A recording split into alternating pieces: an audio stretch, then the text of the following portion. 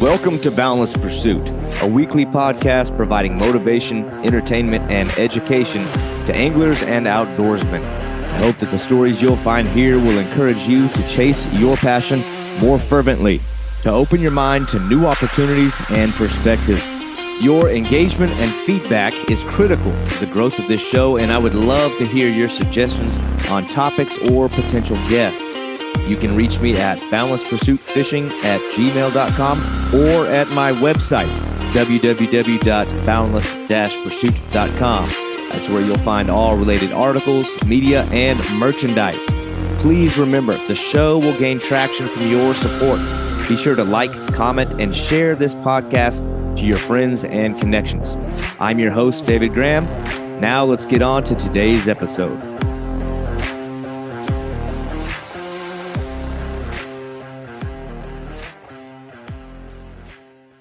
You know, I don't know if there's a more awe-inspiring freshwater fish on the planet than the alligator gar. And as an adventurous angler, it's easy to look past the borders of the United States and dream of trips internationally. And yet there may be more diversity of ecosystems and species right here in the United States than anywhere else on Earth. And when you speak of the alligator gar, you're talking about a fish that can grow over 9 feet long and in excess of 300 pounds. And so that is a fish that measures up to any other fish on the planet in terms of its size and characteristics and just sporting qualities. And you could really make the argument that the alligator gar is the most badass fish on the planet. And yet, curiously, it's still only pursued in pretty small circles of anglers here in the U.S. But there is growing interest in this species of fish. And my guest today is Philip Cairnduff. Now, this is a guy whose page I ran across a couple of years ago when I saw images of him with some monster alligator gar. But I came to find out later he isn't a local Texas boy. He isn't American at all. He's not a guide, and he wasn't fishing with a guide. He's an Irish carpenter that just loves catching big, toothy fish. From the pike scene of Ireland to muskies in Canada, Philip has developed a love for the solo pursuit of big, toothy fish. And so when he moved to the U.S., the alligator gar quickly drew his interest. And what I love about the guy's stuff, he's just getting out there on his own. He's making these like solo ventures down the river and chasing these fish as big or bigger than he is. And he is catching some really, really solid fish. This was an awesome conversation. We tell a lot of good big fish stories. And in Philip's deep Irish accent, he does a very good job of painting a vivid picture of his experiences chasing these fish. It was just an awesome time talking to a talented Irishman who enjoys the pursuit of big, toothy fish. And the passion that he has specifically for alligator gar is infectious, and I think you're going to enjoy this conversation. This is Philip Cairnduff. All right, did you hear that? Yeah, just got to click on it. Oh, by the way, how do you pronounce your last name? So, Cairnduff? Cairnduff, you got it. Spot on, yeah. So it's like Scottish. So like I was born in England. I was raised and I moved to Ireland when I was 3 years old. My mother's Irish and my dad's Scottish. So the name is Scottish. So Cairn is like a cairn of rocks, pretty much. And then Cairnduff together is like a mountain of rocks or something, some sort of tribal thing from back in the early days, like type of thing, you know? A lot of this, there's been a few of these where I've started the episode and then I'd realize, I hit recording and I don't even know how to say this guy's name, Cairnduff. I think I had it right, but yeah. I honestly once I had to spell my name out for people. I used to do it like alphabonic, just like, you know, Charlie, Alpha, Indigo, Romeo, that type of thing. So they kind of understand it, because being Irish and then trying to spell my name to people over the phone, it's just like double Dutch pretty much, you know? Right. Well, I'm not going to make like a definitive start. I'm not going to say and action. Like we're pretty much just going. Like we're recording now, so this is it. But I think first and foremost, thank God we got you on here. I've been like chasing you around, but I know you're a working man. I know you. What are you, like a carpenter? Yeah, I'm a carpenter. Yeah, I own a small Irish business. Carpenter moves to the U.S. Like can't make that up. Moved to Canada first. No, at first I was in the East Coast. When I first hit the US, I landed in Boston. Okay, that's where all the Irish goes, right? And they're like that's the obligatory travel hub for the Irish. You got to go straight to Boston. 100%. There, Chicago, and New York, and all that thing. So it was cool. Like even like because we landed in Boston, but then we kind of lived in Maine and like New England or New Hampshire area. That's where I worked. And then from there, then I went up to Canada, Toronto, and stayed there 2 years and ended up in Texas somehow.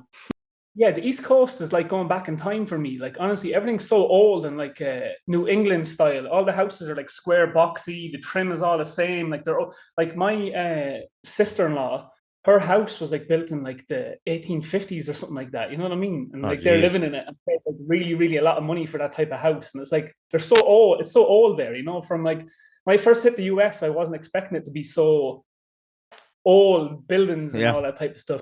Like Europe is kind of more modern somewhat in a way, like Ireland's kind of modern.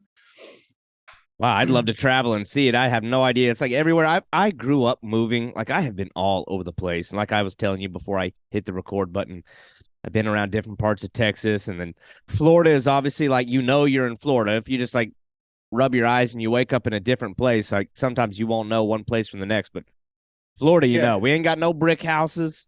Everything's stucco. Everything's, pretty much looks the same, but this kind of depends on where you're at. I mean, I'm in Naples, which is like, there's a lot of money in Naples. So like you see some houses that blow your mind here. Not mine. I got a pretty normal living, but But anyway, man, your thing is kind of funny because when I first found your page, it was obviously because I saw you holding alligator gar. And I'm like really into alligator gar myself. I'm just into gar in general. But it's like, I kind of remember before the explosion of social media where the gar, especially the alligator gar scene, was really very small. There was like, it was kind of like that scene had been cornered by, a select few people, which is really one of the great mysteries of North American angling, that from my experience of it being here is because I think they're like classed as trash fish. They don't like them. Like the people here don't like them. They have bad stories. You see like Jeremy Wade, that like there's big 11-foot alligator gar snatching children on the side of the river bank and all that type of stuff. It's like, I don't know, like it was hard for see because like when I first went fishing for them, it was so hard to trying to figure them out. Like, yourself what it's like trying, like casting a bait out and getting a run is possibly the easiest fish to do pretty much. But hooking one and landing is a different ball game, completely 100%. Like getting one up in the bank is different. But like it took me so long, like probably like 5 or 6 good fishing sessions to like kind of dial them in. What am I doing wrong? Twist, try this, try something different. But I went down there and like the jetties, the little Livingston Dam, before they brought in the bow law, so they couldn't bow hunt them. There was just like hundreds of dead alligator gar, like just like 6 foot, 7 foot, 5 foot, numerous of 4 foot fish. But it was disgusting for me, like, to see them. Fair enough, like I had no problem with them hunting it, but just to dump them on the side of the bank and all that type of thing, just leave them rot, just wasn't for me, and the smell, and it was just like a bad I know, for someone from Ireland coming over fishing for alligator gar, can't catch a fish, and then to see all this on the side of the bank, Well, that's definitely a terrible introduction to our culture of fishing. It really was. Yeah. And I want to go down that road, but it's well, I'll just say when I first found you with the alligator gar thing, and how sometimes we live in the swipe left day and age where it's like, oh, that's cool, swipe or swipe right, whatever direction you swipe, next. You get your little bit of satisfaction out of looking at some fish pictures, but you don't know anything about that person. You don't know what they've been through. You don't know what their story is.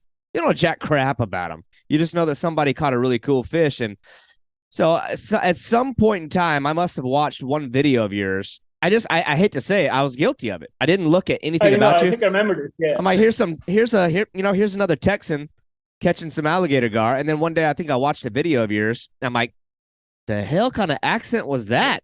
Like, who is this guy? And then I started digging. I'm like, and I know my accents enough to know. I was like, okay, this guy's like Irish or something. What's going on? How does an Irish guy end up? And then I saw your nickname was like Philly Duff. So I'm like, oh, well, must be some guy from Philadelphia. I didn't know anything about you. I know, 100%. I agree with you. But like that hook to your character, like Irish guy moves to Texas and catches alligator gar, that's what brought me in. I'm like, all right, I got to see what this dude's all about because that's interesting. And then the more I dug, it got more and more interesting. How did you end up here? And while I can kind of put the puzzle pieces together, people don't want to hear that from me. So just kind of explain, I don't know, your history as an angler, like where the passion began. I know you started over there, but I want to know like your progression or like your journey to North America and ultimately Texas.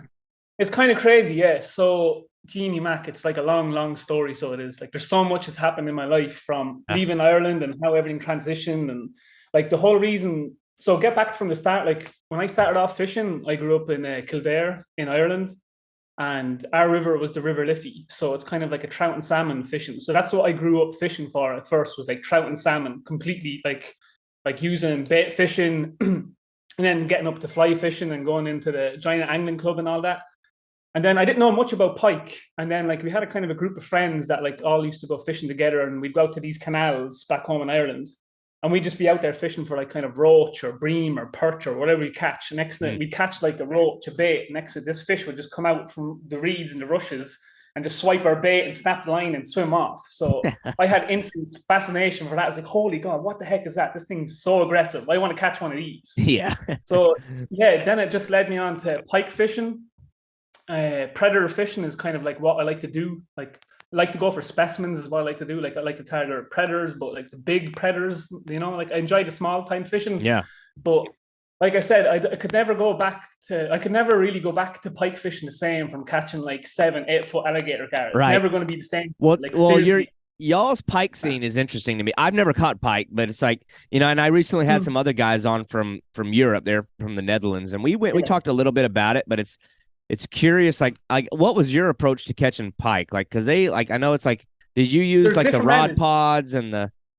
Yeah, so there's very, very different methods. So when I first started off, it was using small lures for like trout and perch with a trace. So we were catching like a little jack pike, like up to like 2, 3, 4, 5 pound. And then we're using like spinner baits. It was like this Meps is like a really good brand back home. You can get it over here, Meps. It's like a French brand, I believe. And there's like a little minnow on the back of it and it had a blade. And we were just used to casting in the canals, and we'd catch like 10 to 20 pikes, but never any big size. They're all like jack pike is what we call them. Yeah. But then from there, then it kind of went into like dead bait fishing, where we get like sea baits or like natural baits, and then we kind of use a float and like a treble hook traces. I enjoyed most, like I said, it kind of started off light lure rod fishing, like using small lures, and then it kind of like grew on to like dead baiting, like static baits, and then like it all depends on what type of venue you're fishing as well. You know, for me, I like river fishing. If you're on a bank on a lake, you're better off using like a dead bait of some sort, like, you know, like a sea bait or like a bait, because it's, you know, you're drawing the fish into you. You're kind of limited to where you can fish. But for me, for rivers, lure fishing was the best. Like I just loved fishing the rivers. That's the one thing I miss about home, is like just grabbing a lure rod, going to the riverbank and just walking like 5 to 10 miles a day in a fishing cess and just see what happens, you know? But yeah. So now, that's really where like you became an angler. But then it's like, what did you go to Canada, or did you go, I think you said to Boston? Like what brought you to America, North America, the States? So what happened was, like, I always had a fascination. Like for me, like I loved like the outdoors, the wilderness. I wanted to travel. It was always the bug in me. Like, you know, I always wanted to explore, you know, it was like getting the itch to get out there. So Canada was always on the doorstep for me, because I had some friends up there that were fishing for pike up in like Saskatchewan and like the Northern Territories and all that. And I was like, dude, I've just got to get over there. I've just got to get over there whatsoever. So I got chatting to some dude on social media that I lost contact of him. But anyways, he got me a job as a guide in Saskatchewan. Oh, cool. Fishing for pike and lake trout and all that thing. So I was like, okay, let's do this. So then I went and got my visa, and then that's what the plan was like to go to Canada. But my plan kind of changed then. I kind of met my wife to be back in Ireland then. She's from Alaska. That'll change things there. Yeah, for sure, yeah. So yeah, I didn't get quite to do the guiding thing, because when we left Ireland, we went to America for 2 months to visit her family because she hadn't seen them. And then we were going to go straight to Saskatchewan. I was going to work as a guide. And then my wife, or my girlfriend at the time, Desiree, which is now my wife, she was going to work as a hostess, like looking after the lodge. It was like a remote lodge, like 500 kilometers from the nearest village. It was like a flying resort place. So it was like 3 to 4 weeks. I think it was like 3 weeks before we were going to do that. We found out my wife was pregnant. Yeah. So the lodge was like, "Oh, I'm sorry, Philip. We'd love for you to come here. We're sorry that we just can't have this type of here because it's too remote. It's just too remote for having a pregnant woman at the lodge, you know." So that was kind of a bit of a bummer back then, but you know, life moves on. You know what I mean? So we went. Well, that's fate. But I just think of, that's always, I love to hear things like that because that's not a normal. Well, it's not abnormal, but it's kind of a, I don't know, it's like a scary life gamble because for somebody to think I'm going to go all the way to a different country because I want to pursue something I'm passionate about. That's like, I feel like that sounds good in a book and that sounds good in dreams, but a lot of people don't have like, that takes a level of courage, I think. I mean, it's like me, if somebody said, "Hey, I got an opportunity for you to come to, I don't know, some other country to be a fishing guide," I'd be like, "Well, I love fishing and I love the idea of travel, but when the reality is like at your doorstep and like and you've got to sign that paper and leave everything behind," it's like, I don't know, I'm always interested in that, but like you just, I mean, I guess you just cannonballed in. Yeah, for me, it's just kind of like a natural instinct. Like for me, I was always in school, so throughout like my, what's it equivalent over here, like preschool and high school and all that, I was always the youngest in my class, but the tallest. You know what I mean? I was always the youngest by year and the tallest by like a couple of inches, you know? And so like when I finished I was the opposite. I was always the oldest and the smallest. Yeah. Okay, so yeah, we would have been the opposite if we were buddies in school. Sure, yeah. But so I left like school when I was like 16. So most people like leaving high school should be like 17, 18, ready to go on to college. So I actually went down to County Cork. I done an aquaculture course down there with Bord Ish Gomorrah. So that was like a real opening up for me. Like I went down there and learned like aquaculture. What I wanted to do when I was younger was I wanted to set up a salmon farm. I wanted to do salmon farming. I wanted to get into fish farming. I wanted to do something in the fishing industry, but I didn't want to do commercial fishing, you know? Yeah. But I went down there and by God, that was like one of the best experiences I have ever had in my life. Like we went down there and it was like kind of more hands-on rather than classroom kind of work. Like there was classroom, mostly it was hands-on. Like 1 week we'd be visiting salmon farms. Next week we'd be like on abalone farms. Next week we'd be on oyster farms. The week after we'd be on mussel farms, you know, and sea urchin farms. And you know, it was pretty cool experience and opened up my eyes. And then from after there, then I went over to England to college to study National Diploma in Sports Fisheries Management. So I went over to Winchester in England and done that over there for like a year or two, I think it was. Didn't finish it on to get my degree, which I kind of regret doing in a way, but I probably wouldn't be where I am now if I didn't leave college. You know, God knows what I would have done. And so that's kind of what had me, you know, not being afraid to come over here because I had that hands-on experience as a young person. You know, like I was kind of like a wild child a little bit, you know, like my dad always said to me, like when I was younger, like I seen some light on the top of a mountain and like I'd come home from school and I'd pack a school bag full of snacks and put my bag trying to go up to the light on the mountain. You know? Yeah. So maybe that's why. But generally speaking, I think like the Irish people in general just aren't afraid to get out there. You know, I think like Irish, you know, if there's 50 million people claim to be Irish heritage in America, you know, like Australia is the same thing. You know, half the world is built off anybody Irish with red hair. Yeah. Well, honestly, 99%, I'd say no, maybe not 99, I'd say 95% of people I meet in the US, once they hear my accent, I'm Irish too. That's the first thing to say. I ain't going down. I have no idea what my heritage is. I feel like I'm doing a disservice to my family name, but I have no clue, like the Graham family name. The thing is, everybody in America is a little bit. Graham kind of sounds like an English type name, like a British kind of. I think there's some Scottish. Somebody did some lineage trace back to some Graham clan or Clan Graham. I don't remember. I don't know, but it's like it is funny that you mentioned that because you know you go to like Oklahoma. Everybody's a Native American. They could be white as snow. Like, oh, I'm 0.253% Choctaw. I'm 0.027% Blackfoot. I'm like, no, you're not. You're a regular person. Like, give me a break. I know. Like, people. But here, I'm going to tell you another interesting story was, like, this is so crazy. So I was, like I said, I'm Ireland. My wife's from Alaska. I met her in Ireland. She was over working for, like, the Bank of New York. and I met her in Ireland, and then we were dating and all this thing. We had a baby, we were traveling and all that. And then her mom was like, "Oh, I want to do that family tree thing and all this thing." Yeah. So they dug deep into it, got all their names and all this. And believe it or not, her heritage is Scottish, right? And my dad's Scottish. So they dated way back when. Where her heritage comes from is 15 miles away from where my dad was born. Oh, that's crazy. You know, that's just like absolutely unreal. Like, still that's to this awesome. day, I'm like, and then her mom's always like, "Oh, what's your grandmother's name? What's your granddad's name?" And I was like, "Do I really want to do this? Because, like, you know, if she digs deep into this, we could be related." Yeah, I was about to say, you're running the risk to dig a little deeper in there. You go far enough back into the origins of mankind, there's probably some sort of connection there. Well, that's one thing I always say. I'm like, how did I end up marrying someone from Alaska, and then like her heritage is from 15 miles away from where my dad was born? Like, what are the chances of that? Like 1 in a million, you know? Yeah, that's pretty awesome. Well, that's a cool story. Yeah. Well, you carried the pike fishing interest. I mean, I guess that seed was planted in the head. You came over in part to an opportunity to guide for pike.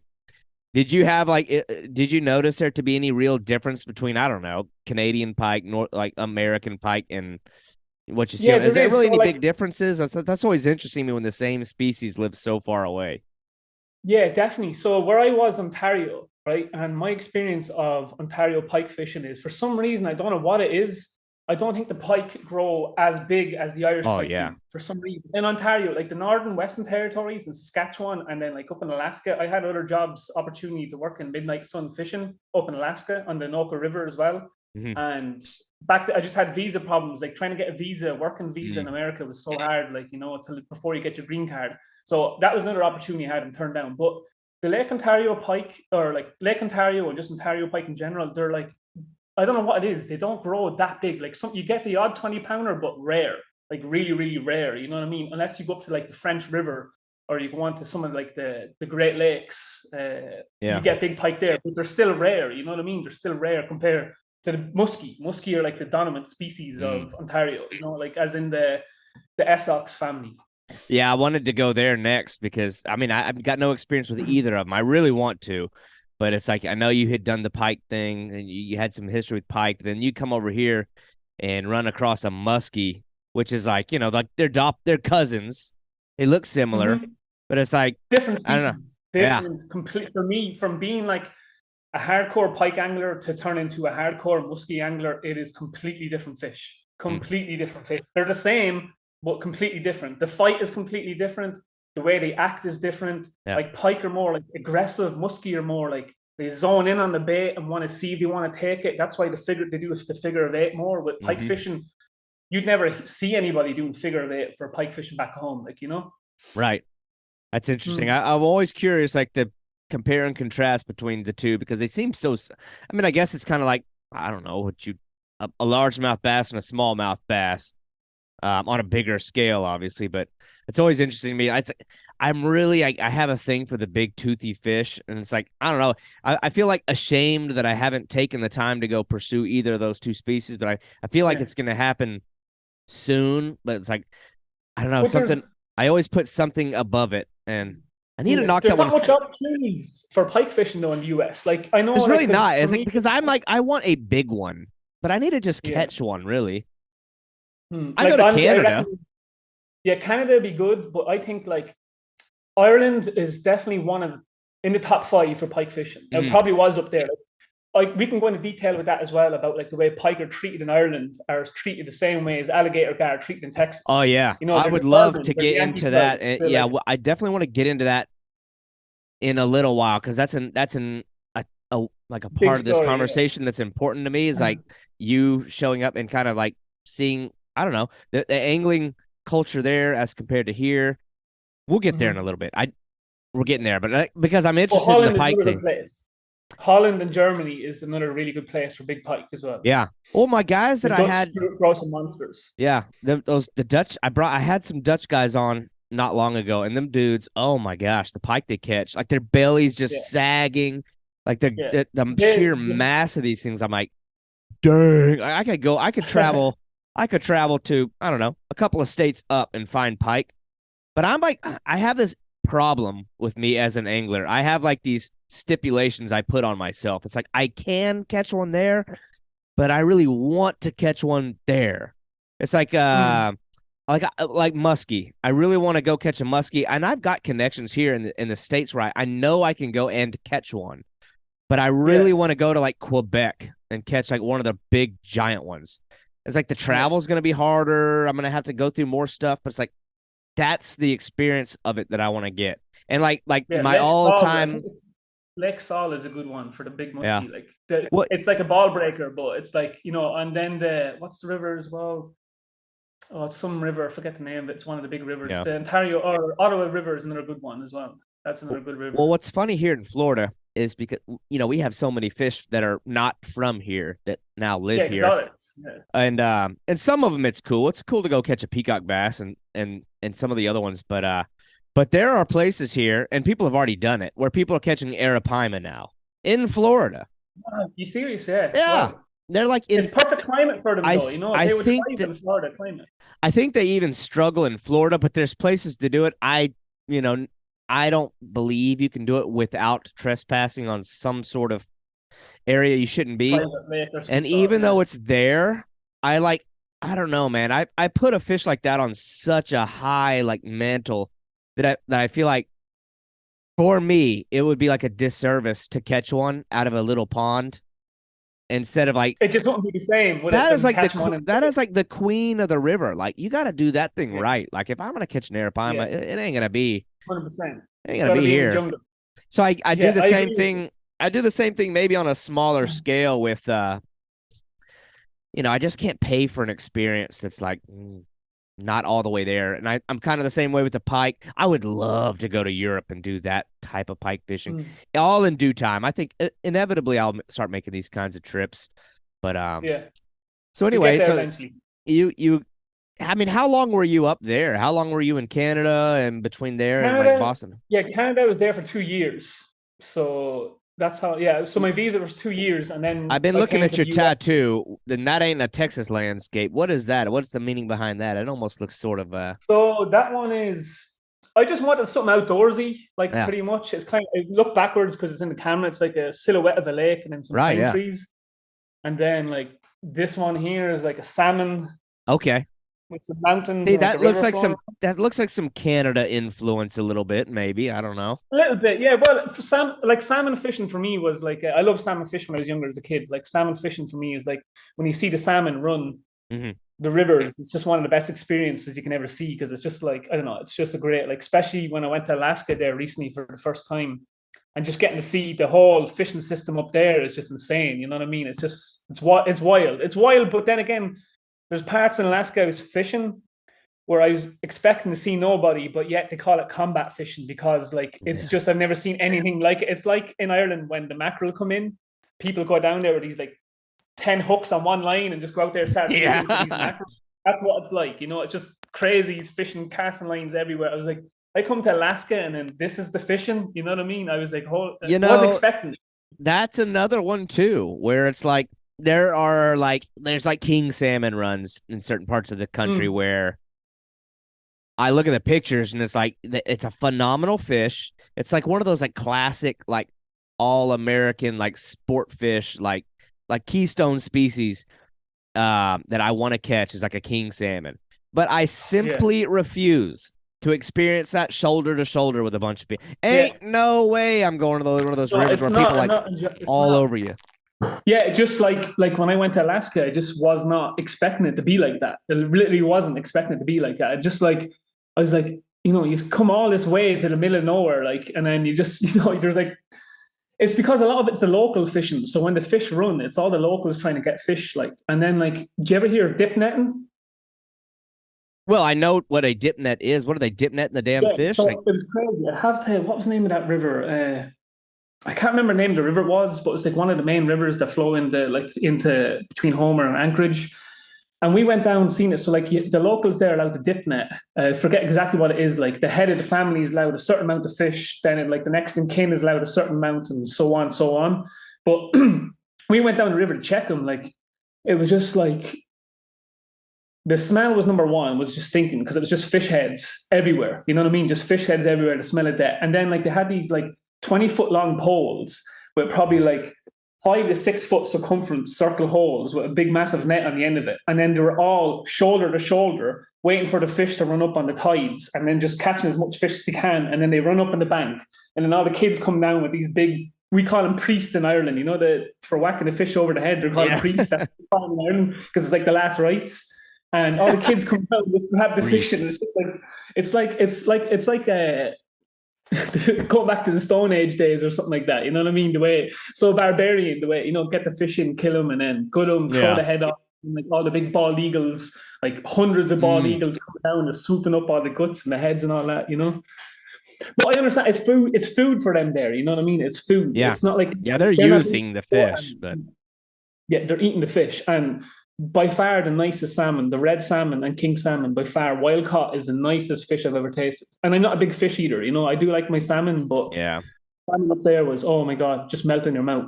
Well, I know the chaotic crowd style of fishing there's a lot of fishing like that. Like I have lived in Florida now for almost 5 years, going on 5 years. And I hate to say it, I've still never caught a big tarpon. Like I've had my shots at them. We've been talking about this. I know. I know. And I've had my shots at them. I've been hooked up on the fish. And it's one of those ones where, I don't know, I got to make that one happen. It's pretty shameful that I need to just put forth I feel like if I just go after them, I'll be okay. I sold my boat, so now I'm even more limited to where it's like, you know, I could do it out of a canoe, but man, that's what happened. I hooked one in my one in my canoe. Well, I've tried it from the banks and I've done that thing and that now that's cool, but I did it from my canoe one night on the Caloosahatchee River and got my tail whooped by one. You hook a big tarpon in a canoe. I can imagine. It's like I did it once. Yeah. Oh, now that's fun though. But the tarpon is. But I did the tarpon fishing one time. We had like the most famous tarpon spot in like the world, like the epicenter, like ultimate place to catch tarpon in Florida is like Boca Grande Pass. There's this one pass on the West Coast in Boca Grande, and then every year, I mean, you go in there, they are swarming this pass. And I went and did the Boca Grande Pass thing, and it's like, I mean, this place is world famous for it. And I went there and man, it just was not for like the scene. It just was not for me. Like we went out with this one charter guy and it was just boat to boat. This guy's like threading the needle. It's just like your tarpon's like almost jumping in the back of somebody else's boat. Everybody's hooked up and it's just like boat to boat. And it's just like chaos fishing.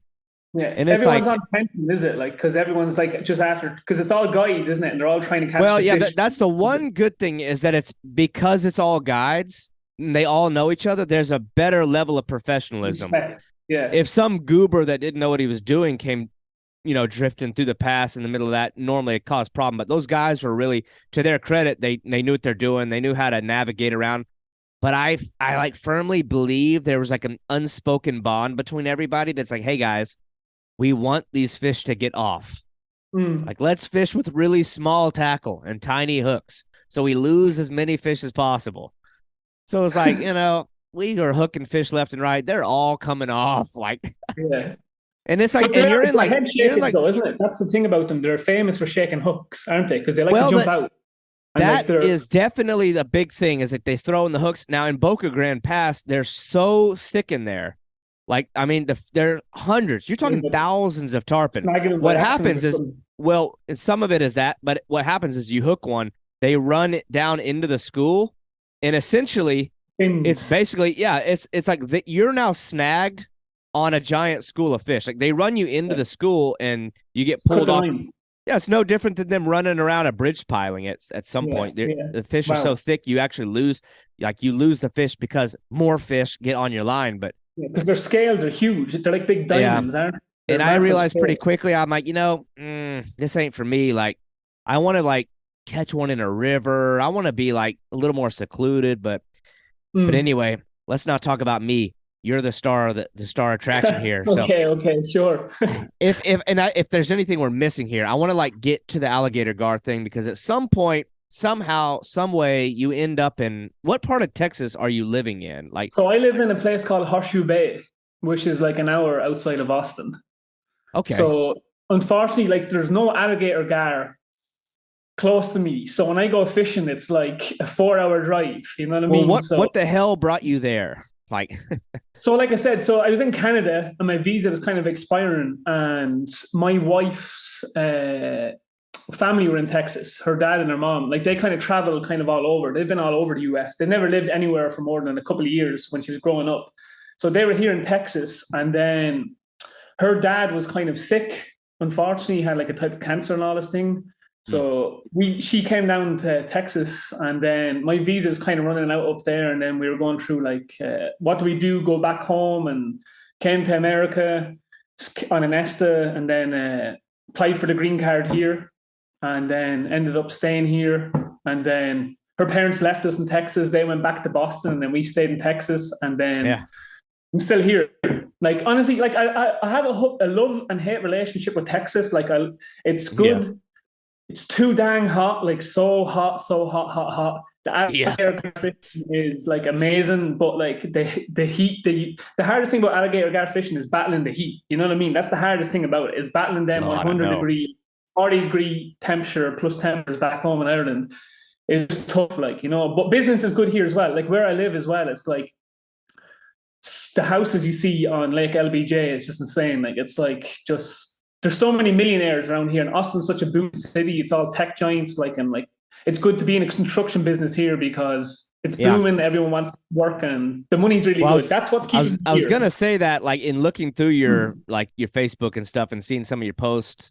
I don't know if I see some of your carpentry work. I don't know if it's photos on scene at somebody's property, but I'm like, golly, that place looks nice. Yeah. I don't know if it's your house. Maybe some of it's your house too.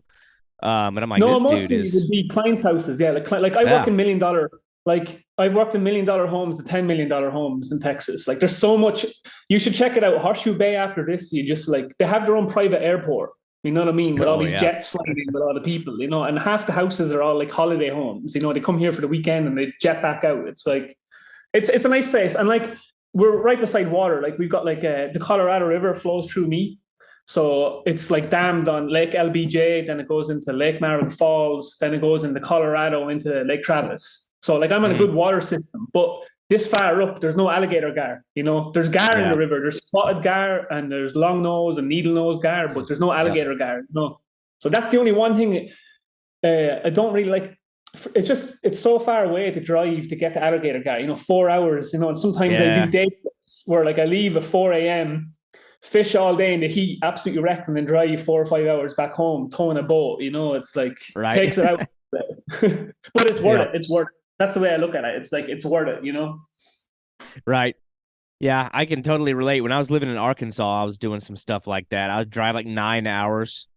But like I'm like, well, I was bringing camping gear and things like that. But I mean, so when you move to Texas, though, you're already a kind of a pike guy, a muskie guy, a toothy fish guy. I mean, was the alligator gar pretty much like it was a bucket list that was fish. On the radar, wasn't it? 100%. Yeah, like I've got several bucket list fish that I want to catch, and like alligator one. Like I say, I grew up watching River Monsters. Like, and I knew my vocabulary of like type of fish, like predators was always my thing. Fishing was always on my thing. I studied it in college. I was always into it. Like all my friends back home in Ireland, when I used to live in Ireland, I had like, when the Facebook pages first came up, social media, like I was one of the first people in Ireland to set up like a social media page of Irish pike fishing. So I kind of like blew up, and like I became somewhat of a fishing celebrity in Ireland, if you want to call it. Like, just back in the day, pretty much. Like I was younger as well, so like I kind of wanted to do it.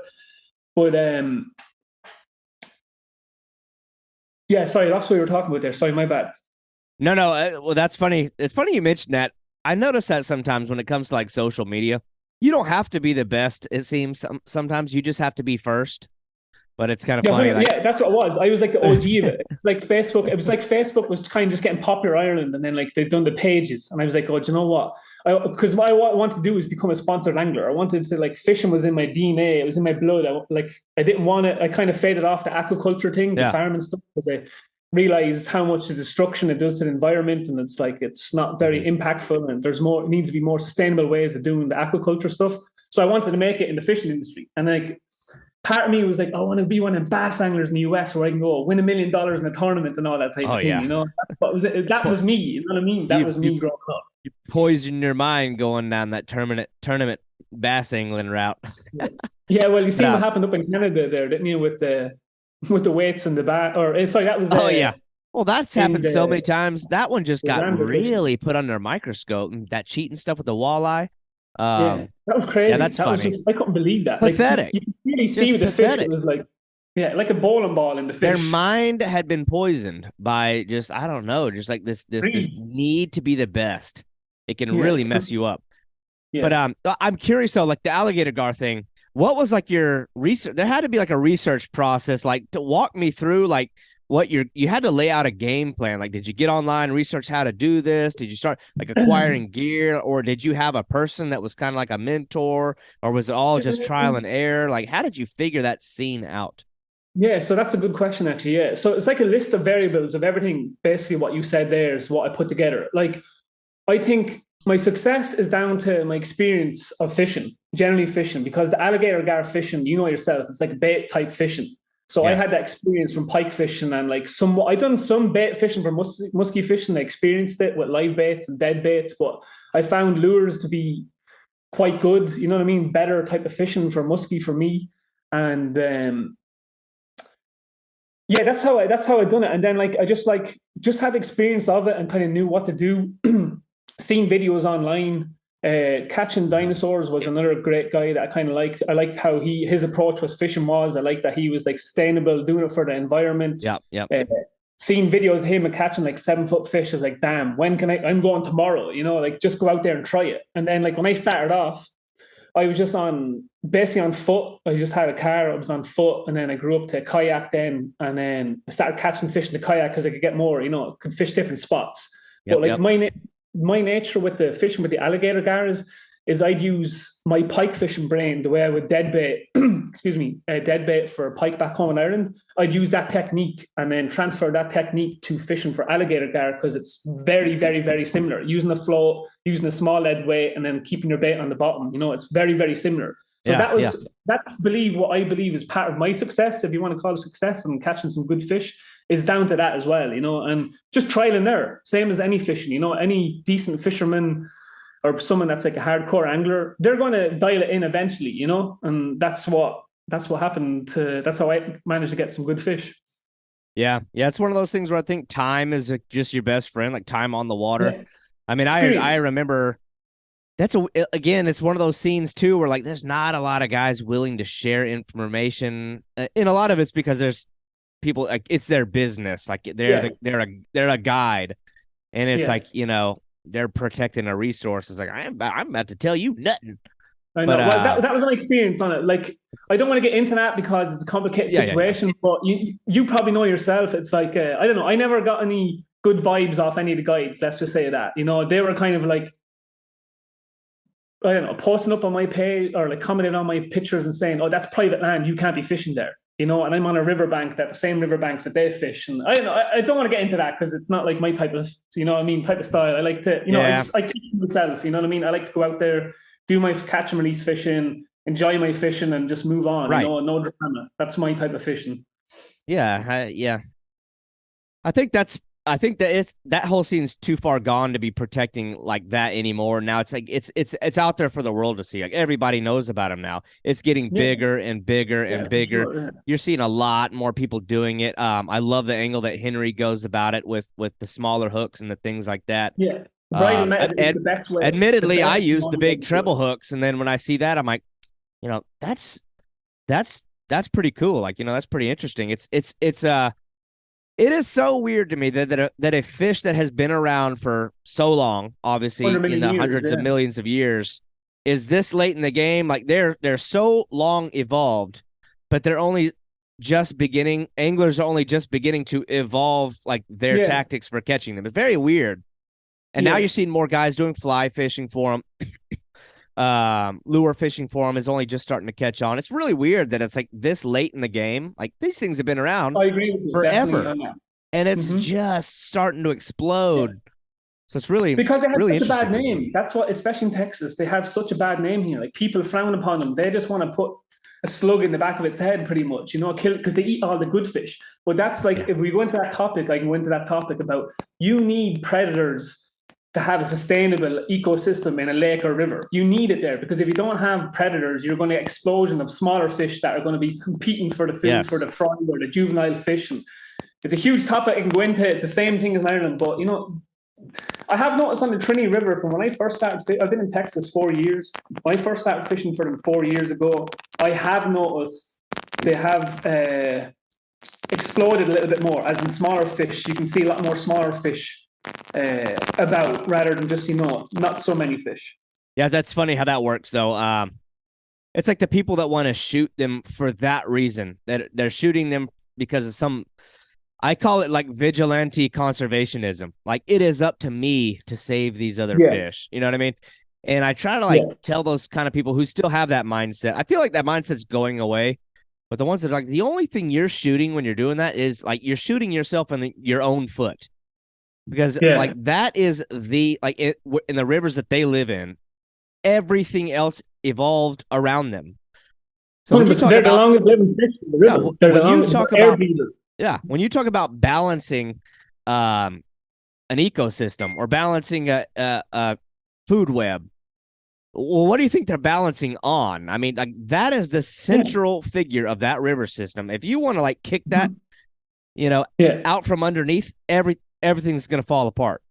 But I always thought that was interesting. But that's why, just wait for them Asian carp to get over. They're spreading all across North America, and they're coming down south. So you want them you want predators in the river when them explosion of them Asian fish come over, because they'll just destroy the fishery altogether. They'll just completely destroy the fishery. And like the fish that like the alligator gar are in, like, I wouldn't technically class them as like sport fishing rivers. You know what I mean? Like, obviously you get the big catfish in rivers, but like the alligator gar they don't want to waste time eating them big old ugly bony fish. You know what I mean? They want to eat the carp and like the smaller fish, the weaker fish. You know what I mean? Yep. And like if they take more alligator gar, then carp are just going to explode, because they're spawn trapped. Like most of the carp here in Texas, what I've noticed, they have eggs in their system all year round. Like any carp I catch, if I go fishing for them now, there'll be eggs in their system. If I go fishing for them in June, there's going to be eggs in them, because the water temperature here, like, is so hot, it triggers a hormone in their brain to automatically want to spawn. So they always have eggs in their system. Yeah. So you know what I mean?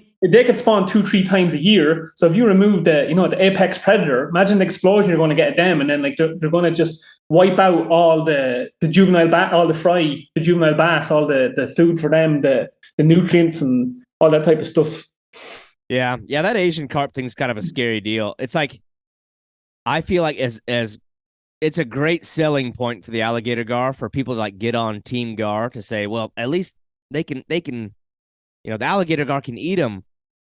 But sadly, I feel like even the alligator gar, like, even though they're capable of eating them more so than other fish might be, man, they can't stop. Even the alligator gar. They're the biggest, friendliest giants. They're probably the most friendly. The only fish that I don't like to size, I don't like catching alligator gar, is between the 4 and 5 feet range, because they're the most dangerous fish, because they're like young bulls is what I call them. They're more swing on you, full of muscle. The whole reason why people get injured, I think, from catching alligator gar is that size of range of fish that you catch. Sure. They're just aggressive. You pull them up in the bank and all they want to do is flap left and right. That's all they want to do. You catch a fish from 6 to 7, 8 feet long, they're just like big slap. They're like a seal, basically. It's like dragging in a seal on the bank, and they just lay there. Like sometimes they might open their mouth and then breathe their air out and all this thing and do the odd 1 or 2 head shakes. But generally speaking, the bigger fish are just friendly, gentle giants, pretty much. There's something about the big fish. Like my biggest fish is 8 foot 1 inches, over 200-pound weight.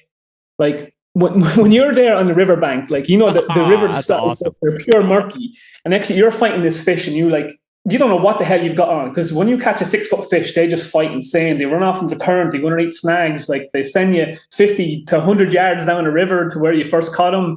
And you see the head for the first time. Oh my God, the leg shakes you get. You start shaking. The adrenaline starts going. You're like, what have I got on? This thing's a monster. You just start shouting, roaring, and all this thing. And like, I could imagine like some farmer there, I'm fishing off his like the river through his land or something like that, and they hear this crazy Irish guy just shouting in the distance, like, "Oh, I've got a giant on! It's a monster! It's a monster!" Because it just takes your breath away when you see that size of caliber of fish come out of the water. like it's just no experience I can say fishing wise I've ever had. You know what I mean? way. Like, and even though I've caught some nice fish in my time, but like just something about them alligator gar, just how pretty they are, just like everything about them is just amazing. Their scales, just the pattern on them, but they're the same. The reason why I love them so much is because I think I like the shape of the Essex type family, like muskie and pike and like barramundi or barracuda. They all have that streamlined kind of profile with the kind of head and the narrow body and they're fast moving. That's why I think I like them as well. You know, they kind of remind me of just ginormous, fat, huge air breathing pike and muskie. Right. Yeah. That's a good way to describe it.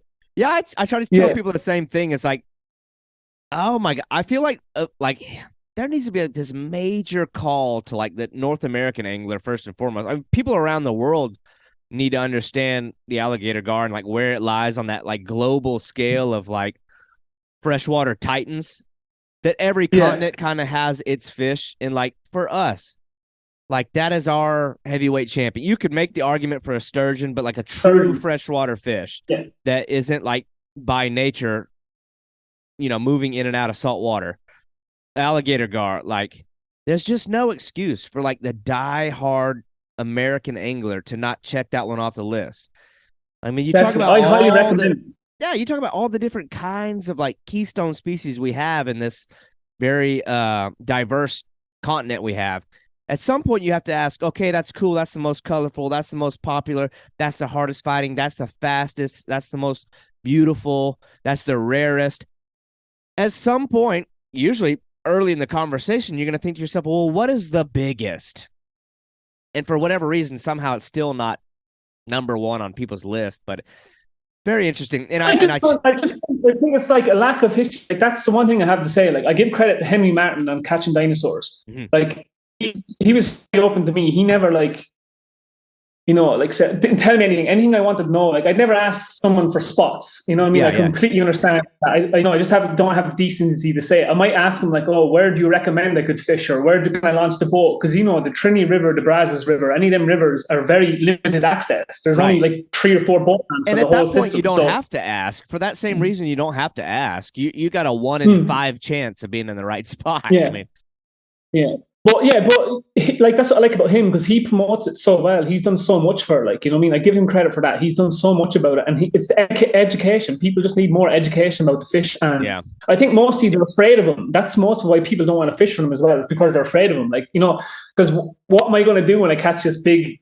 8-foot alligator gar on the bank? What am I going to do with it? You know what I mean? Because they're very hard to unhook. Like they are, yourself, trying to open up them jaws is very, very hard. Oh God, yeah. And that's why I love and highly recommend, and will always tell anybody who wants to fish for the alligator gar, is to use the bridle method on a single hook, because not only is the hookup ratio a lot better, you catch them in the scissors a lot easier, like in the scissors of the jaw, right here, like fish hook them if you want to call it. We call it the scissors, and that is it's still hard to unhook there because it's solid bone. Like you're trying to unhook it out, it is very hard, but it's easier to hook it than trying to open up their jaws and trying to get a. Sometimes I have a PVC pipe I put into their mouth, and then keeps them open and stops them locking down, and then. Right. But that's the one thing I say is when you go alligator gar fishing is make sure you have the right unhooking equipment. Don't go down there with a small pair of pliers. Don't go down with a pair of scissors. Oh yeah. You want what I started off using was going to a Harbor Freight or some big box stores and get a big cheap 20-inch long pair of pliers, heavy duty ones. Get yourself some heavy duty wire cutters, so you can cut the trace if you need to cut it. Don't go down there with small equipment, because that's how you're going to get hurt, because you're going to try. Some of the heads on the big fish, yourself, they're 2 feet long, their jaws are 2 feet long. So if you got, a hook way back when, you don't want to be putting a pair of 6-inch pliers in there, do you? Right. And another good point about having a single hook, too, is I guess it affords them a better opportunity. If heaven forbid you do have to cut it loose, they can split the hook over time. Yeah. But it's an interesting debate. I definitely kind of lean more towards that. I mean, I started where everybody started, with the old ageless, timeless thing of the treble hook. And I think the idea or the argument some people will make is if you use one single hook, it's a single point of contact, which means the full force of them pulling against you is all going to be on one point of contact, so it can cause more of a tear. Whereas with that's why I'm you just use the playing right devil's hooks. advocate. Yeah, here. I know what you mean. I started off with that same issue as well. I was just using random single hooks and trying them, and I was straightening them out. Like my first fish over 7 feet long. What was it actually happened to me again? The hook was kind of straightened, and then because I was using kind of like a trace method system that I used back home in Ireland, where I used like 49, or I can't remember what it was, like 120 pounds stainless or some wire with some crimps and like a snap swivel on. My snap swivel busted open. So the hook was on the snap swivel. My snap swivel actually busted open. And the whole reason I got the fish in is because I kept the pressure on the whole time. And that's what landed the fish in. Because the swivel was actually open. The snap was open. And if I had not kept tension on that fish, if he had moved left or right, the hook would have came right out. I got the fish. I couldn't believe it. It was like, he busted my whole system. But because I kept tension on that line, I still managed to get him in. But just using the right hooks, like the owner... Right. Kamigatsu have that type of 1.0 I can't remember. I should have actually brought the hooks with me and show the hooks that I could use, but we can definitely, if we put the podcast up, I can get some pictures of some type of hooks to use. Yeah, if you send me photos, seriously, of your gear, I would love to throw that up because I want to talk about that in a second too. But, a lot of people that are listening to this, like ideas of, well, how can you prevent deep hooking them? How can you do, make sure you hook them in the corner of the mouth? People will always bring up, why don't you just use a circle hook? And I have my ideas on why maybe you don't want to use a circle hook on an alligator gar, but have you thought about using circle hooks, or why or why not? I have, because like I said, I've done a lot of research online and then kind of figure out what the best methods were. So I never actually tried the circle hook method, because when I did see it, Bubba back in the day, he was using them and he was catching them right here. And he was using big circle hooks, that were just tearing that kind of soft pocket they have underneath the chin there. And, they're air breathers. So, that's going to destroy the fish's natural way of living, So for me type of fishing, I try to do the most minimal impact on the fish damage or fish welfare as I possibly can. I catch and release is 99.9% of my fishing. And I get more satisfaction seeing the fish swim away than I do actually catching it. That's my type of fishing. So I want to do the less harm I can. But the circle hook is another method. But I just found what's worked for me. Honestly, I've dialed that in. I like that method because the bridle method you have. The reason why I like it so much is because when you use the big treble hook, not only all the guides that fish for them using the treble hook, they want to gut hook the fish. They let the fish run for 10, 20, half an hour, or God knows how long, and focus in on that fish. With the bridle method, what I like about it is what alligator they pick up the bait, they'll never eat it there and then, they just want to run. Yep. They just want to run downstream. Pretty much 9 times out of 10, they want to run downstream, and they just want to strip line and go underneath whatever snag they can find, pretty much, because it's just such a snaggy river, it's crazy. And so I find using that bridle method, you get a better hookup ratio, because if you set while they're on the run, you have an open, exposed hook. You know what I mean? You don't have a hook covered in bait. The treble hook, it's got a big lump of 1 pound chunk of carp on it. So when you strike on that, you're not getting the same impact you would if you just got a little small hook. You know what I mean? That's why I think at least 50% of my catches, well, probably not that much. I'd say between 40 and 60% of my catches are caught in the scissors, because I set within the first from 30 seconds to 2 minutes, you know what I mean? Depending on what vibe I'm feeling at the time of the run. Sometimes you can tell, the smaller fish are kind of don't run as fast. The bigger fish just strip lines. Yeah. Because I have clickers on my multipliers. So that's why it's a big fish, So you kind of let it run a little bit more because you want to make sure you get that fish, Yeah. Well, the other thing that I like about how you're doing it is it seems like you're mostly out there alone, aren't you? You're not really going with a partner. It seems like you're kind of these are solo ventures. That part of it's crazy. Because I know that 9 times out of 10 it's solo. Yeah, it is. Yeah, because nobody wants to come fish. I have some friends that come fish with me, but they'll go once and then they're I can't handle that heat. It's too dang hot. It's too humid. The humidity most of the time when I fish is above 80%. And then it's above 100 degrees. It's just it's not nice. It's not nice on the body for them. And sometimes I drive 4 hours down there. I get to one of my spots within about 20 minutes, half an hour, I've landed a 6-foot fish and I'm ready to go home because I'm spent out from the heat. Yeah. Like just the heat, it just killed me. You know what I mean? Do I really want to sit in this heat? You know what I mean? But you just grind it out, and then like it's kind of crazy fishing for them because like they feed in patterns. Like I noticed, like I kind of dial them in to where like they're kind of similar feeding patterns the way pike and Essox. That's why I keep relating to them. They're very similar. That predator instinct. I think they actually like when they switch on, the smaller fish feed together. They work as a team 100% because sometimes it'd be completely dead. And I've noticed sometimes like a big cloud would roll in and then a cloud would roll off and next to one rod would go. And then I'd run down to that rod, next to that rod would go, next to this rod would grow. And before you know it, 3 rods are taken off at the same time. You know, it's that kind of, they go into somewhat, I believe, the smaller fish definitely feed in groups and they do have feeding patterns, you know. And then the bigger fish then sometimes like, the hotter, the better in a way. Not necessarily all the time, but like in the colder months leading up before the summer, definitely the hotter days are better, what I find. They're more active, you know. And then when that's why I think people don't fish. I don't have much experience fishing for them during the wintertime, which I wanted to do this year, but we just had a newborn baby. We've had like so much family here over Christmas. We've just been on the go. So I didn't get a chance to do it as much.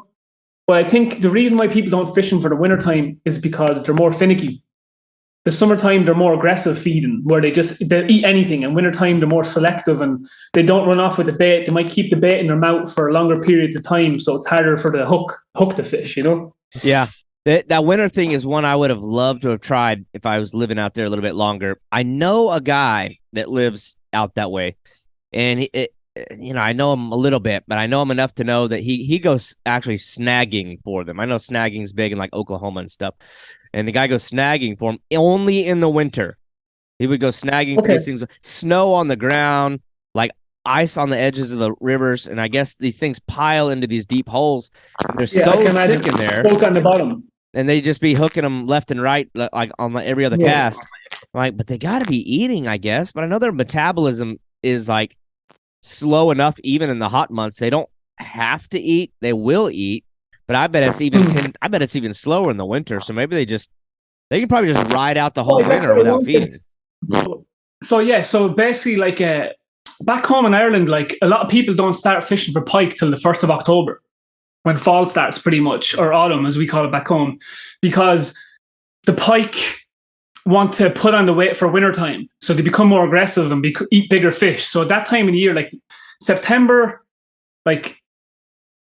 Lure fishing is good all summertime, but like the water temperature gets a little bit high to where sometimes you don't want to fish for them because like muskie and pike are not good with low oxygen temperatures. They find it very hard to recover and all that thing, and they can go belly up.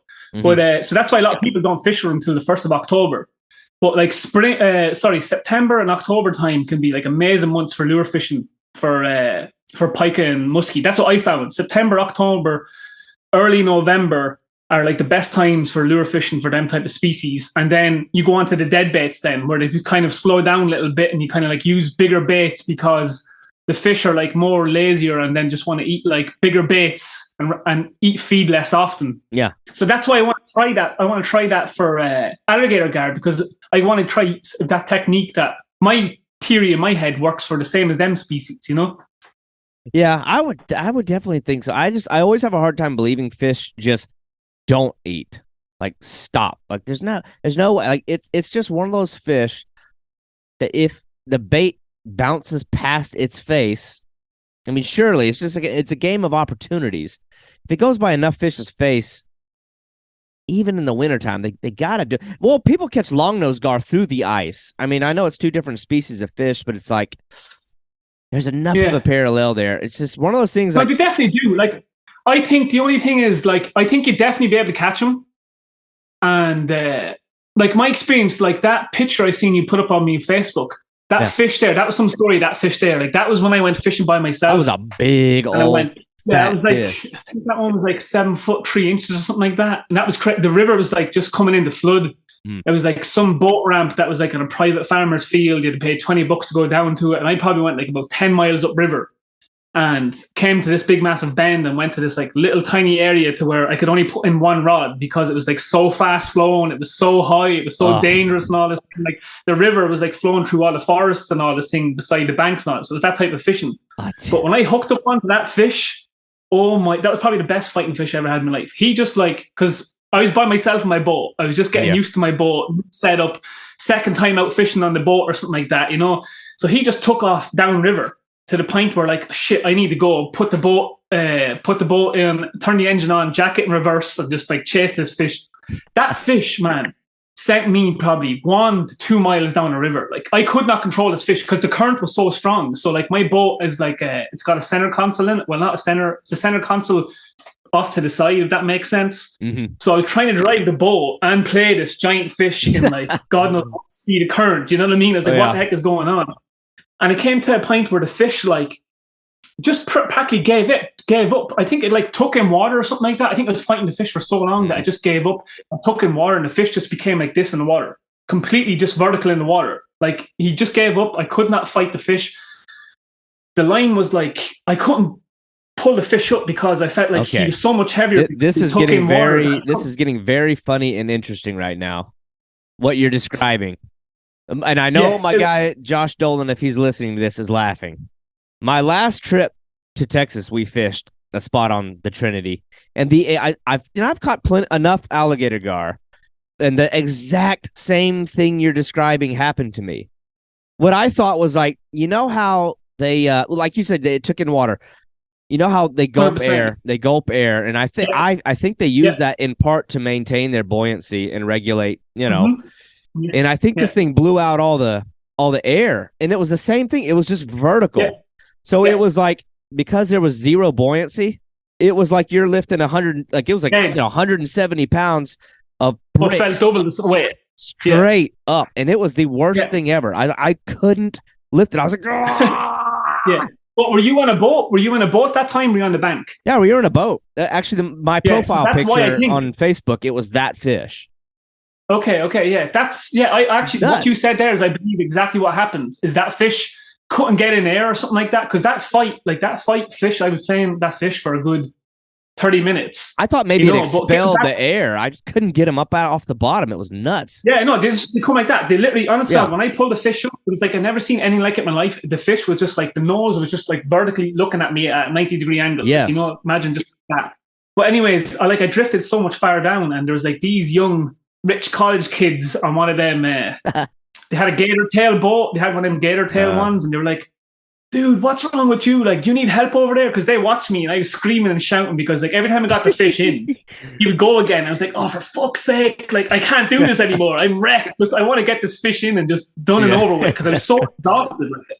Like, them fish just, I don't know what it is. They just, I feel like a racehorse, where you just like a racehorse, when it starts slowing down, it blows out, where it just loses all its energy. That's exactly how I feel catching fish, because it's just, I don't know, it's just really hardcore.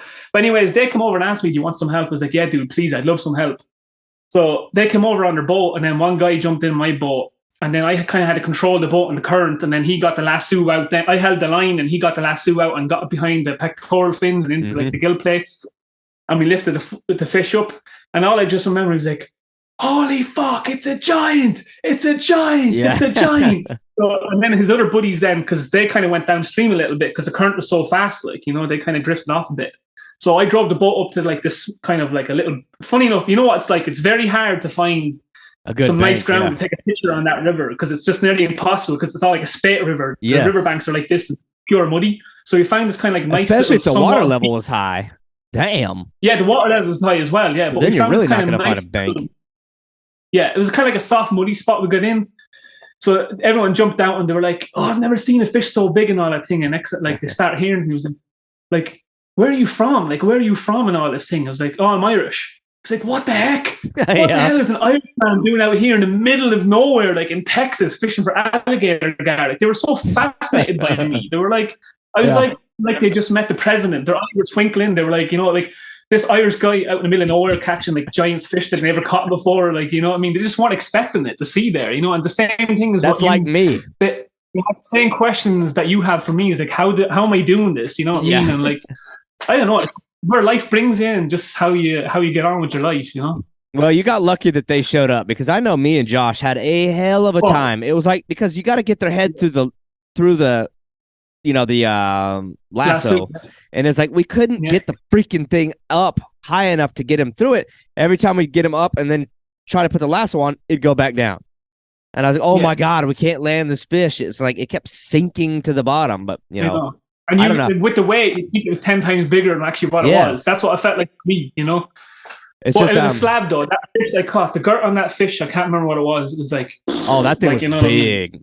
That's a great photo. It's a great photo too. But the fact that you do it solo, I love that, because I've done it solo a few times myself, and it's like, man, at some point, it's like it's scary, because when you know you got a giant one on, and like the realization comes to you that now I have to go hands on with this thing.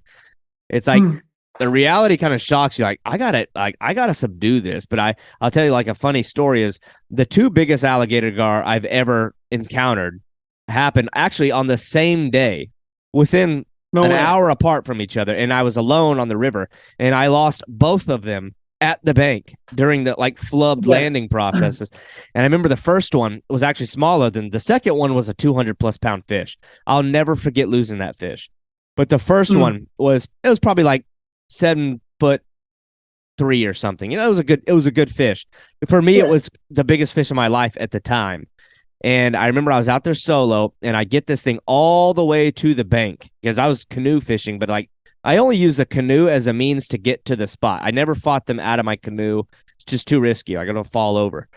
And I was shitting it the first time I like hooked one. Because like I said, I started off like on the bank, then I went to a kayak, and then like it took me a long time to get the balls to like, oh shit, I want to jump in this kayak now, and then like go fishing for them, because that year when I first started fishing from, the river was super high. You know what I mean? Mm-hmm. Like actually, I could go into one story there that I've nearly drowned myself like 2 or 3 times fishing, and one of the time was with alligator gar. One time was back home in Ireland. I was wearing my fishing waders, this pair of sim waders, and I was fly fishing, and like I know the river off the back of my hand, because like I grew up on it. I'd walk the rivers the whole time. You know, being in the river fly fishing, you get to know the river more than you do being on the bank, because you're walking the riverbed. But that one time, like I was fishing one area, and like, I stood down, and like there was just no bed, no riverbed. I just like hit pure deep salmon hole. Like a salmon came in and dug out a hole, and I just went.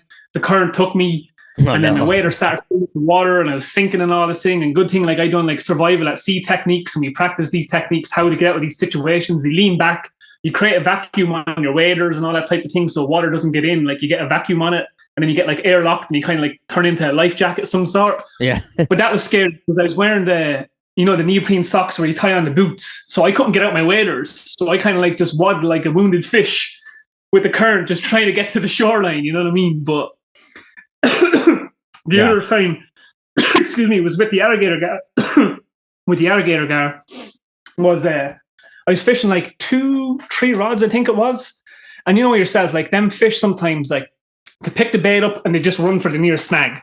Yeah. And then next thing you strike, next thing you're just stuck in the snag. So I think I had 2 runs, and 2 of my rods were stuck in a snag, and I had to cut the line because I couldn't get it out. Don't tell me you tried to swim through. Yeah. It was just I couldn't get it out, and I like lost the line, or the line broke or something like that. But the third one, the third rod went off or whatnot, and then it got snagged again as well. I was like, oh no way! It says I don't have any more spare braid with me. I'm going to go in my kayak and try to get this thing out. Yeah. But trying to get it out on the kayak is like when you got fast flowing river and you're trying to get a snag out in the kayak where you've like no. When you're on the water in a kayak, when you snag onto something, you get pulled around. You're not like, you've no strength on the line. You're just like fighting yourself in the water. Yes. So my idea was like paddle upstream and then try get it out before it went downstream, before I got tension on it. But I was trying to do that, and then like, so I done that, and there was like the stick kind of like just sitting out of the water, just like a small bit, like kind of like this, and the kayak went over, and I flipped the kayak. I was like, oh, damn, what am I going to do? Like, I was like, I'm using a $600 muskie rod setup that I didn't want to lose. So I was holding on to the rod, holding on to my paddle, trying to hold on the kayak at the same time. So I was like, I was underneath the water like this. I was like, what am I going to do? So I was like, oh, do you know what? I'm going to let go of the rod. So when I let go of the rod, I don't know what happened. Like, it created like the tension came loose on the braid, and the braid got wrapped around my ankle. Oh, God. And I was using like 120-pound braid, I think it was back then. Yeah, 120-pound braid.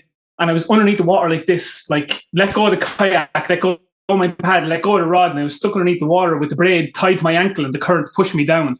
But miraculously, I don't know how I got out of it. I got out of it, swam up to the top, see my kayak a little bit down the river, lost the rod, lost the whole $600. It was a Shimano Tranks 401 high-speed fishing reel with I can't remember what rod it was, but I lost the rod. My paddle was floating, got the kayak, swam across, like it was so hard, I couldn't even swim. My kayak was full of water, so I had to push the kayak and then swim. And push the kayak to the bank and then swim. Got to the bank. Next, I was out of breath, like vomited up like some amount of water because I swallowed so much water, right? Ugh. Looked behind me, and there was like a bloody 8-10 foot crocodile following me along the side of the bank. Oh. Because I was in the gator hole, because the area I was fishing was famous for this big massive gator. Yeah. And when I was kayak fishing, first started off kayak fishing, I would go at a Home Depot bucket full of carp in 100-degree weather heat. So I was just like a big, going around the kayak. I was just like a big dinner plate going around my kayak. With this, when carp, when they get cooked alive in the bucket and they stink, and it's just like, oh my God, some vile smell. And that's why the gator came up. But I was like, I nearly drowned. I got out of nearly drowning, and then nearly got eaten by a crocodile. Yeah. Or sorry, an alligator. Sorry, yeah, an alligator. Well, surely you just packed up and went home after that, or did you go ahead and keep trying to fish? I probably did. I can't remember exactly what I got. It took me a while to recover from it. I'm not going to lie. It actually took me a while from it. I messaged my wife. I just let her know what happened to me. I was like, I'm okay. It was like, just had one of them scenarios where, could have happened. You know what I mean? Like, that's why one important thing, if you are going solo fishing, let somebody know. Let somebody know exactly where you're going. Let somebody know what time you're going to be, you know what I mean? What time you're going to be home. Try being in contact with them as much as you can. Because when you're like 4 hours away from home and you're fishing them river type fishing, it's like being out at sea. It's just unpredictable. You don't know what's going to happen. Right. I totally agree, especially out there in the middle of absolutely nowhere, and you're not exactly close to the nearest hospital, and there's different types of wildlife to contend with and the elements, but snakes, like full of snakes, and you've got your vehicle can break down. I mean, man, you can be way out there, but that's nuts. Well, as well, most of the time when I'm fishing, 90% of the time I have no phone signal. You know what I mean? So if anything does happen, you know what I mean? Like by myself, that's the dangers of it. But you just got to be aware and prepare. That's what I always say. No, I mean we could keep going with this for a long, long time, because it's I like this. I like the firsthand accounts and the stories, especially because it takes me back. I know like the issue that I had when I was solo was always landing them. Like, I could find them, I could hook them, I was gonna get the fish, but the process of landing them and going through all that was such a problem. But I know that one story. Well, you kind of get, what I recommend, if you're going by yourself and you hook a big fish, the main thing is not be afraid. That's the main things is not be afraid of the fish. You know what I mean? If you're afraid of fish, you're going to get lassoing. It's like you got to control the rod with one hand, try to lasso with the other hand. It's it can be a mess. So there's several different ways that I've learned to do it. So the way I do it is, when by myself I hook a big fish, I try beach the fish. So what I do is I reel the fish into as much as I can. And instead of I walk backwards. I keep the line probably 20 yards worth of line out, or 10 yards worth of line out. And I try walk the fish back. And then when I know it's getting close to the shoreline, I kind of run backwards a little bit faster and then try use the momentum to get him up there. And if it's a big fish, when you kind of bank him up, he's just going to sit there. Yep. He's just going to sit there and not even move because he doesn't even know what's going on. It's not until then you try to put the lasso on him. The first time you go try to put the lasso on him, he's going to want to go. Yep. He's going to want to go kind of straight away. I'll give you one. I'll give you one little story, because what happened to me with doing exactly what you're describing. One of the biggest ones I ever lost. When I was all alone, I lost what would have at the time been my biggest fish ever, the biggest heartbreaker ever, completely solo. This was on the Red River. I did a lot of mine on the Red River, way up, north of where you're at. And I'd done just that. I was like, I just got to pull this thing up onto a muddy flat. Once they get up into that shallow water, they're clumsy, they're slow, they ain't going to be able to get away. And I backed up all the way and pulled it up onto this flat. And then what do you know? The hook came loose. I'm like, no. And it started slowly kind of doing that thing where they turn, It's it was turning its body in a series of shaping its body like a C, and its head was getting to where it was facing back out into the deeper water. So I threw my rod down. I rolled up my sleeves and I dove. I'm not even joking when I tell you, I dove head first and put this thing in a headlock, like old school bully style, like you do on the schoolyard. So I have this thing, and it starts thrashing. I'm like, oh God. And it overpowers me. So the bank is like a muddy like slope. So we're sliding together into deeper water. Like my feet are just like, I'm like skiing down this muddy slope, holding this thing to the point where my feet aren't touching anymore. And it starts shaking. And I just let go, and then it's gone. I'm covered in mud, slime. My rig is like in the water somewhere. Fish is gone. And I got to the bank. I crawled up on the bank and just like let loose this like horrible scream. Like I just lost the fish of a lifetime. It was in my arms. I had a hold of the fish, and it's gone. No, that's alligator gar fishing down to a T. You know what I mean? Like you probably know you can say it as well. Like your the diversification of fishing as well is like so vast. But there's no other species I think than what I fish for than alligator gar, because it's the size of the fish. It's like trying to land the fish, the combat, just the adrenaline, the heat, just like it's just like, I don't know. That's why I think people need to experience it more. It should be more like more people should just get off and just try it, because you know what I mean? It's just exhilarating. You're not going to get the buzz, like probably sea fishing wise, you'll definitely get the same type of buzz. Maybe not quite, because it's like, it's not for the faint hearted. You don't, if you don't want to be a clean angler, keep away from alligator gar, because like you're just covered in mud from head to toe. God, I You know. know what I mean? You're covered in fish slime. You're just covered in carp guts and blood, and you stink, and I become red. Thankfully now, like my body's kind of got used to it a little bit. But like Irish people are notoriously for going red. You know what I mean? Yeah. To one point, like, sometimes my wife says, like, when I come home from fishing, I look Native American. You know what I mean? Because I just go so dark from just being out there, and then the mud as well kind of gets in, like into your skin, and it gives you kind of like an orangey kind of tone a little bit or some sort. Well, the allure behind that fish, and a lot of people will say, make that same argument about, well, if you're really into big, strong, fast, hard to catch fish, you got to go to the ocean, you got to go to salt water. But my argument against that is, even people who don't fish, they know and understand, and it's an understood and expected thing that you are going to encounter scary beasts in the ocean. The allure behind doing it in freshwater is the surprise factor. It's like, whoa, like you don't expect a 7 foot. It's very uncommon. It's very, very, very, very uncommon in like. Unless you're in the Amazon jungle, you know what I mean? There, fair enough. But like for the Northern America or Europe or something like that, you're never going to get. There's no freshwater fish that compares to it. I think, like, fair enough. Like you said, your sturgeon you have as well, but they're a completely different type of fishing as well. They're a predator, but they're not quite the predator. There's no teeth. You know what I mean? They're not the same as the predator. Alligator gar are the more badass one. Yeah. If you want to. It's funny when you talk about alligator gar, just on that whole, like when you look at it globally of all the fish in the world. It's easy to like look past the ones we have right here in the States, but like you could make a fair argument that an alligator gar is more badass even than an arapaima. Like arapaima is like that one. It's like that's my highest mantle fish, but you could really make the argument like characteristic for characteristic.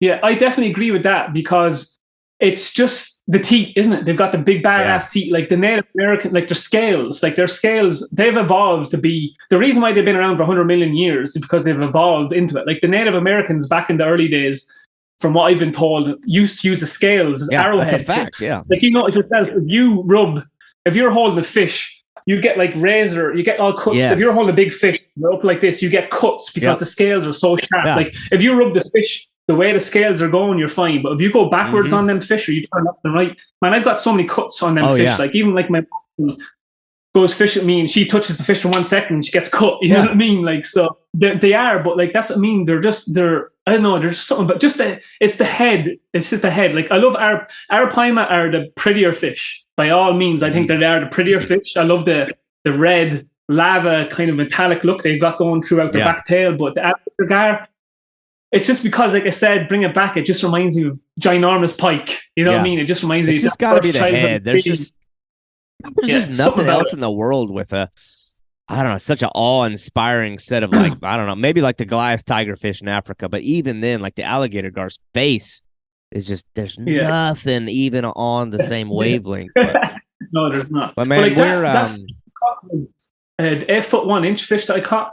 That fish's head was almost 3 foot long, and like nearly like 1.5 to nearly 2 feet wide. You know what I mean? Like the head was about that to like this. You know what I mean? It was ginormous. You can see my picture. Like that's why I wanted I didn't want a side angle on it. I just wanted like a head on, straight on pitch, so you could see that head on it. Like, you know, it was funny when I caught that fish. Actually, when I landed it, there was a group of Mexicans down fishing just below me for carp.